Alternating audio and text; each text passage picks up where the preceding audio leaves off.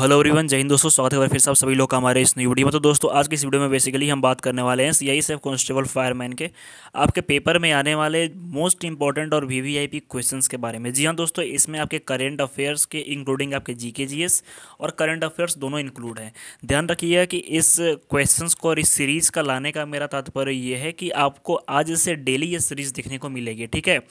और इसमें आपके 10 से 15 क्वेश्चंस होंगे और यकीन मानिए कि ये क्वेश्चन या तो आपके पेपर में डायरेक्ट यानी टू दी क्वेश्चन सेम आपके पेपर में आएंगे। अदरवाइज ये जो क्वेश्चंस है इन क्वेश्चंस के बेसिस पे आपके जो क्वेश्चन इन टॉपिक से रिलेटेड क्वेश्चन जो आपके पेपर में देखने को मिलेंगे, ठीक है। तो चलिए दोस्तों, बिना देर के वीडियो को शुरू करते हैं और वीडियो के अंत में आपको बताना है कि आपने जो टोटल नंबर ऑफ क्वेश्चंस कराए आप इसमें से कितने का जवाब दे पा रहे हो। स्पेशली 1130 पोस्ट की वैकेंसी वाले जितने भी कैंडिडेट्स हैं भाई, आप सभी लोगों के लिए मोस्ट इंपॉर्टेंट चीज़ें हैं ये।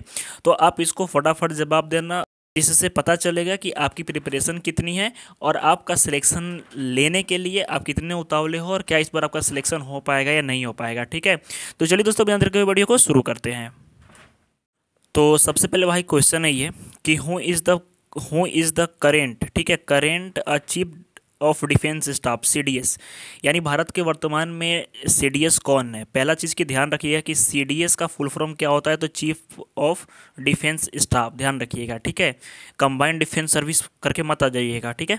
कंबाइंड डिफेंस सर्विस भी होता है, लेकिन अगर पूछे इन द सेंस की या तो दोनों ऑप्शन रहेंगे या फिर ध्यान रखिएगा कि इस तरह का भी क्वेश्चन आता है कि सीडीएस में डी किसके लिए है, ठीक है। आपका ऑप्शन हो गया डिफेंस डायरेक्टरेट, डिक्शनरी, इस टाइप का।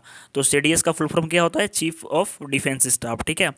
ऑप्शन है आपके general Bipin Rawat, general Anil Chauhan, admiral R Hari Kumar और air marshal V R Chaudhary. तो मेरा भाई ध्यान रखिए कि जनरल बिपिन रावत जो थे ये फर्स्ट सीडीएस थे। देश के पहले सीडीएस कौन थे, तो जनरल बिपिन रावत थे, ठीक है। एडमिरल आर हरि कुमार ये नेवी चीफ है और वी आर चौधरी जो हैं एयरफोर्स यानी एयरफोर्स के चीफ हैं। तो वर्तमान में मेरे भाई ऑप्शन बी जो हो जाएगा यानी कि जनरल अनिल चौहान जो हो जाएगा बिल्कुल सही जवाब हो जाएगा, ठीक है। आपको बताना है कि वर्तमान में इंडियन आर्मी चीफ कौन है, वर्तमान में आर्मी चीफ कौन है, ये अगर आपको पता है तो आप कमेंट सेक्शन में जरूर बताइएगा, ठीक है। तो यहाँ की क्वेश्चन मेरा ये लाने का तात्पर्य था कि आपके इंपॉर्टेंट नियुक्तियाँ यानी जितने भी इंपॉर्टेंट नियुक्ति हुई हैं इनसे एक क्वेश्चन रहेगा और मैं सारे टॉपिक्स लिखते जाऊँगा, ठीक है। यहाँ पे स्पेशली एक टॉपिक्स दे दूंगा कि अपॉइंटमेंट्स, ठीक है, ध्यान रखिएगा अपॉइंटमेंट से एक क्वेश्चन रहेगा। तो ये टॉपिक्स आप लिख लीजिएगा कि इन टॉपिक से क्वेश्चंस आने की संभावना है, या तो सेम क्वेश्चन आ जाएगा अन्यथा इस टॉपिक से एक क्वेश्चन रहेगा, ठीक है। प्रिपरेशन एकदम दबा के करनी है, एक भी क्वेश्चन छूटना नहीं चाहिए पेपर जब आप देने जाओ तो, ठीक है।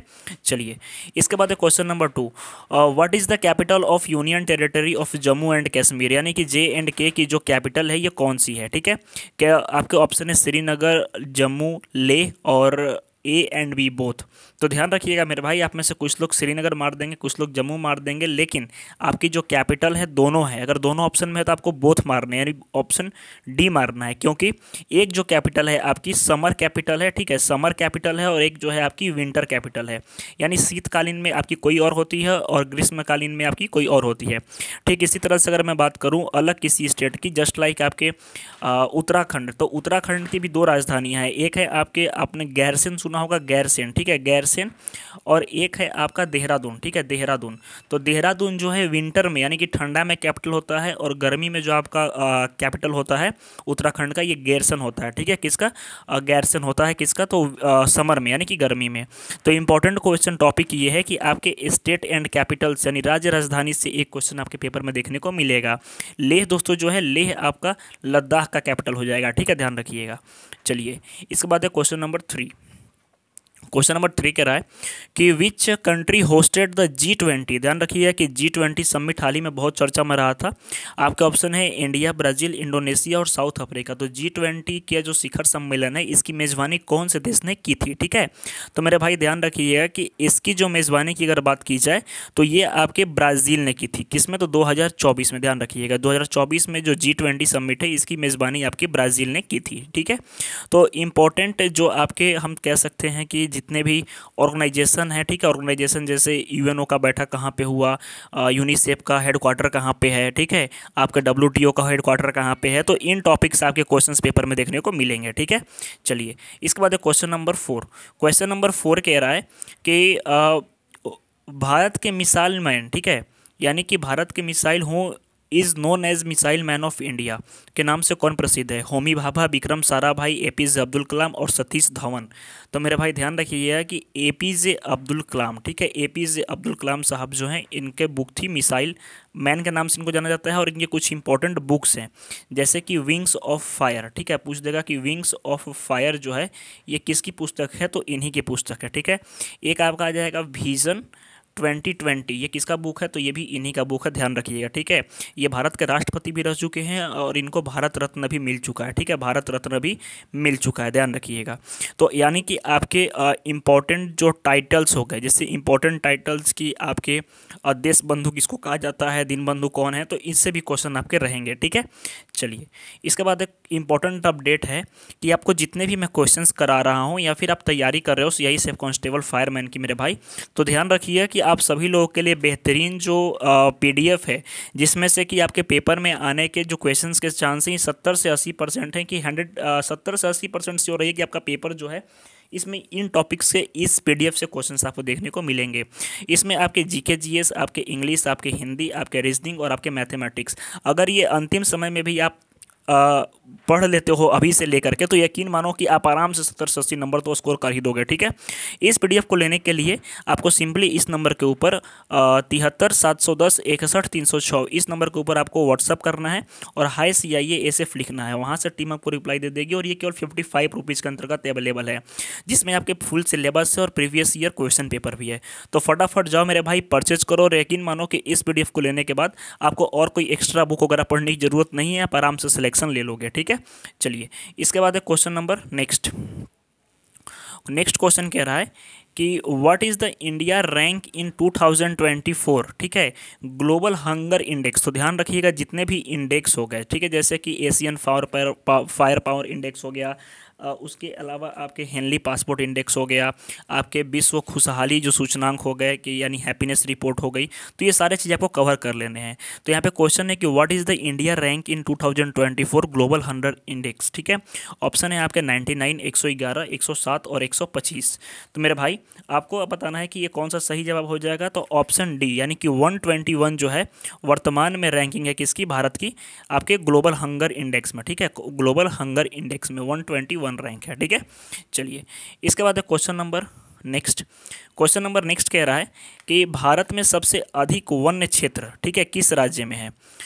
आपके ऑप्शन है मध्य प्रदेश, अरुणाचल प्रदेश, छत्तीसगढ़ और ओडिशा। तो ध्यान रखिएगा कि जो सर्वाधिक वन यानी कि आपका फॉरेस्ट कवर जो है ये आपका किस में है, तो मध्य प्रदेश में, ठीक है। ऑप्शन ए बिल्कुल सही हो जाएगा, मध्य प्रदेश में है।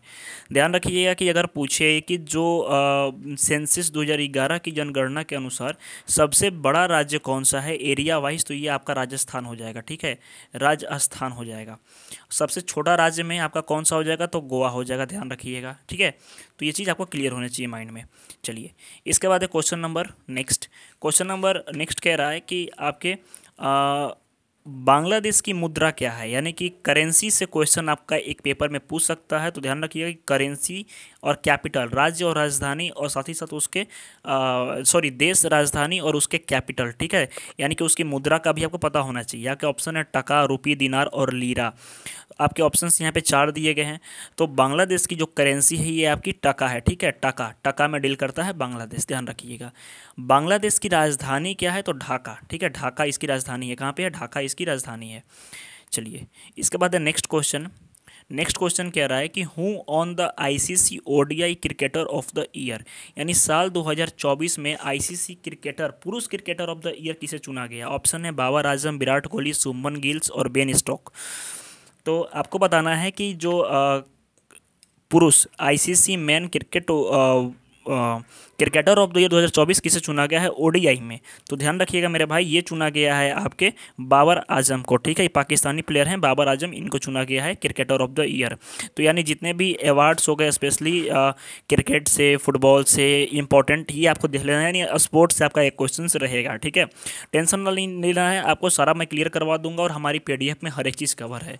तो फटाफट जिन्होंने PDF परचेज नहीं किया है जा करके करो, ताकि आपका स्टैटिक GK यानी GK GS का जो आपका सेक्शन है 25 मार्क्स मार्क्स का सेक्शन है और आपको 25 में से 25 स्कोर करने हैं। ध्यान रखिएगा, मेरा टारगेट है कि 25 में से 25 में स्कोर करवाऊँ। जितने भी लोग मेरे साथ जुड़े हुए हैं उनका 25 में से 25 100% श्योर रहिए कि आपका स्कोर होगा।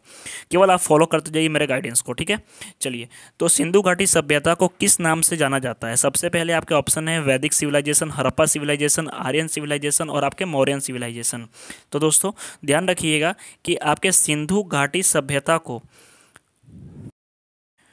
एक थोड़ी सी मिस्टेक यहाँ पे हो गई है कि आपका ये जो मैंने बता दिया ना, ये आपका 2023 वाला मैंने बता दिया है। यहाँ पे आप बाबर आजम नहीं होंगे, यहाँ पे आपके शुभमन गिल हो जाएंगे। ध्यान रखिए कौन से होंगे, शुभमन गिल हो जाएंगे। ये बिल्कुल सही हो जाएगा, ठीक है। थोड़ी सी मिस्टेक हो गई थी, उसके लिए मैं माफ़ी चाहूँगा।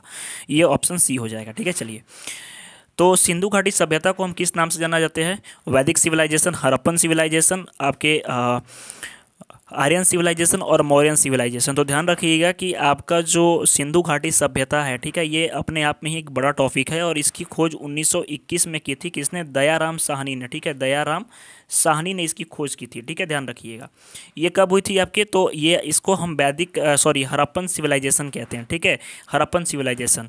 और यकीन मानिए कि हमारे पीडीएफ में इससे जुड़े मोस्ट इंपॉर्टेंट जो क्वेश्चंस हैं, अगर आप अभी पढ़ने जाओगे तो आपको सारा टॉपिक्स पढ़ना पड़ेगा, लेकिन जो वीवीआईपी क्वेश्चंस हैं ये आपको हमारे पीडीएफ के माध्यम से मिल जाएंगे मेरे भाई, ठीक है।